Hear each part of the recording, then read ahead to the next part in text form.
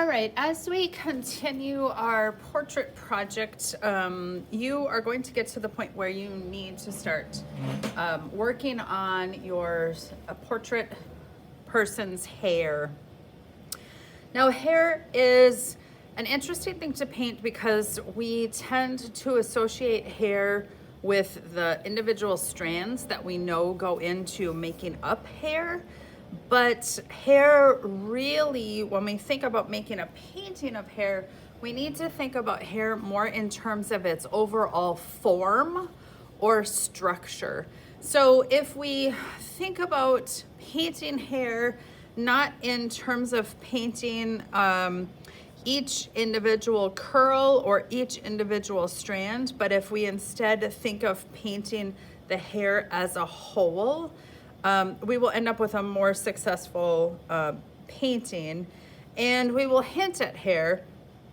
Our human brain is really good at kind of doing the math on hints, and we know and understand that people have hair on the top of their head, and we know what that means.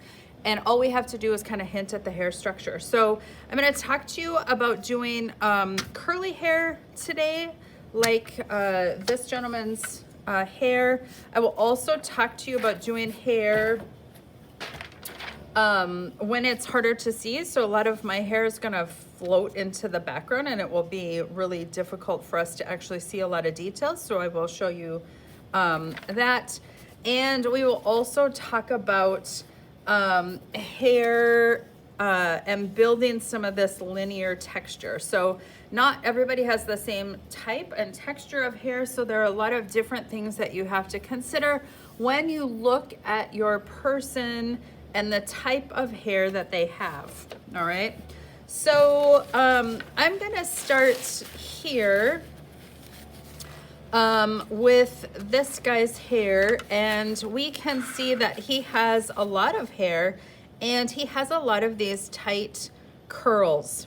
Now, I do not need a photorealistic representation of all of these curls. I just merely need to hint at the curls for the purposes of creating a portrait. So what I'm going to do is mix up a nice dark color of the color that I'm using for this portrait painting, because his hair is dark. It is definitely the darkest part of the portrait. Now, I don't want to use just black. I want to make sure that I'm mixing in some of this orangey red so that it doesn't stand out too much. So I have a lot of dark paint in my paintbrush right now, and what I'm going to do is, you can see that I've outlined some of this on my drawing, but there are lighter sections and darker sections of the hair here. And so what I'm going to do with my dark paint is I'm going to start in a section that is darker, and then I'm going to work my way to some of these lighter sections of the hair.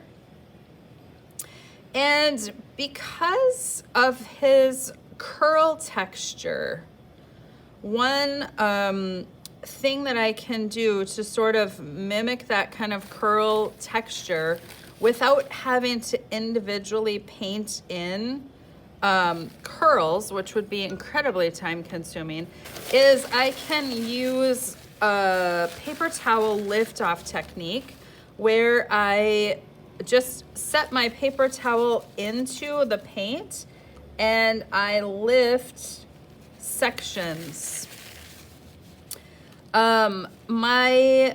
Like I said, brains are really good at understanding what we're hinting at, and I can come back now and augment this with some extra details. So I have this darker section that's here, and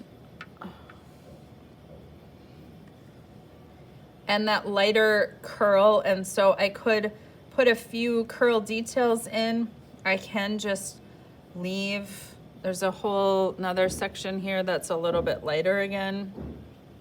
So I'm gonna grab just a little bit lighter version again of the paint. And so you can see I'm letting some of his curls are not tamed, they're separate.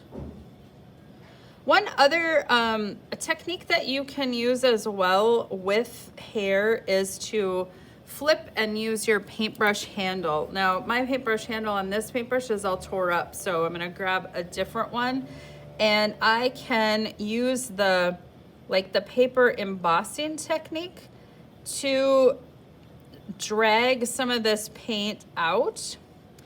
You want to be cautious with this and not overuse it, because if I hate it later when it dries, I can't get rid of it. It's permanent, it's forever. And so I do recommend utilizing caution and doing this sort of sparingly. And a lot of times I'll do it only with details kind of right by the face.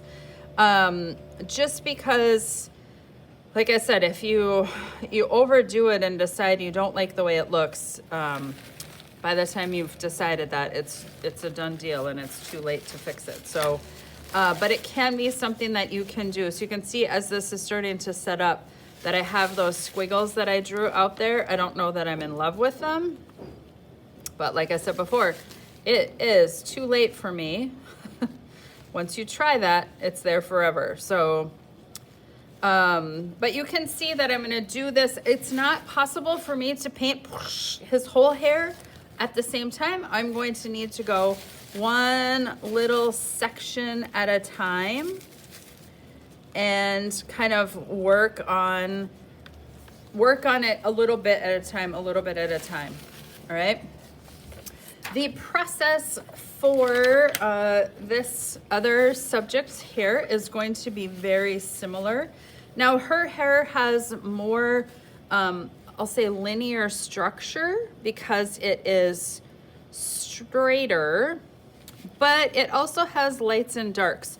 So I would say that that's the biggest kind of thing to think about, is you're looking for where the hair is lighter and you're looking for where the hair is darker. You're also paying attention to the direction of the hair itself. So her hair down here by her ear is quite dark. So I took my green and I mixed in some of the black, and I'm gonna go ahead and go around her ear. And this also will blend perfectly into the background, which is the case that happens right with the portrait itself, that we have a hard time kind of seeing her hair. So as I'm running out of paint a little bit here, kind of moving further up and out.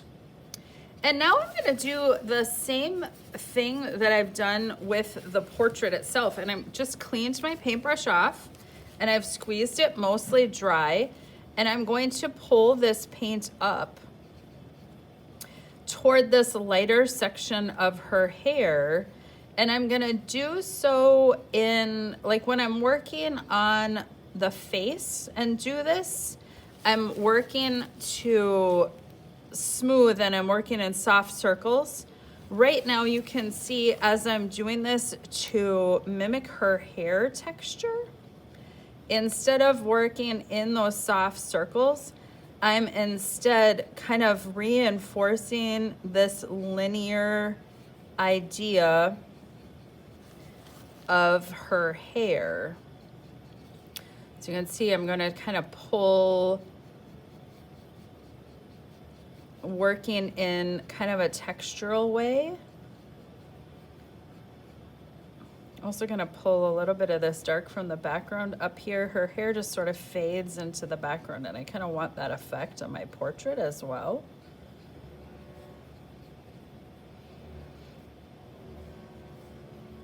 So you can see I'm going to work in that fashion, and I kind of start to build that idea that her hair has this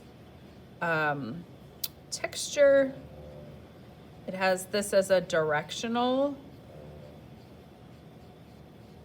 and that it has lights and darks in it. So you can see I darkened that back up again. And now I can come back and I can use my paintbrush to just sort of blend that darker in with the lighter in a way that gives me a little bit of that linear feeling of the hair itself. Soften that up around her ear a little bit. And I'm gonna do the same thing down here. So I'm watching the direction of the hair itself as I paint and making sure to mimic that direction and the darkness and the lightness in the sections as I go.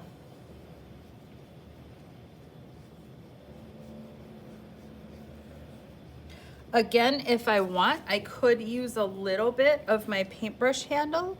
Like I said, I like to use that one with extreme caution and not overuse it, just because there's no way for me to unpaint that. So I like to avoid that one if at all possible. So there we go, hair. I would use the same process for hair that's light. So you can see here, I have left some of the hair. Her hair is incredibly light in color. And so what I'm going to do to work with her hair is I'm kind of painting in between the hairs. So I'm going to push color up in between, and this process is called negative painting. So I want the paint to kind of go in between and leave lighter the sections of her hair, and make some of the sections darker. So it's important for us to think about the direction of hair. So as we're painting hair, we want to make sure we're looking at our portrait and honoring the direction that the hair grows.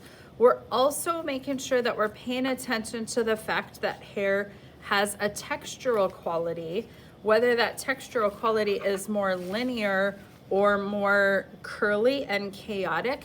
There is still always a textural quality to hair.